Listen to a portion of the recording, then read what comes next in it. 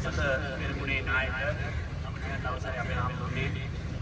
පූජ්‍ය බත්තරමුල්ලේ සේලක නායක ස්වාමීන් වහන්සේගෙන්ද ඒ වගේම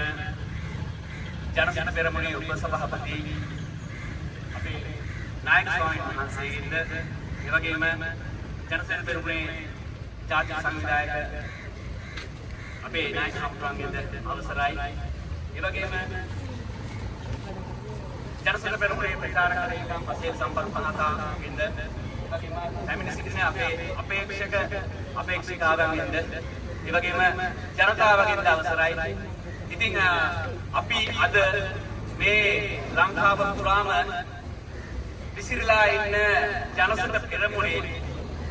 සමාජිකයෝ එක්කව කරගෙන අද මේ කතරගමට ආවේ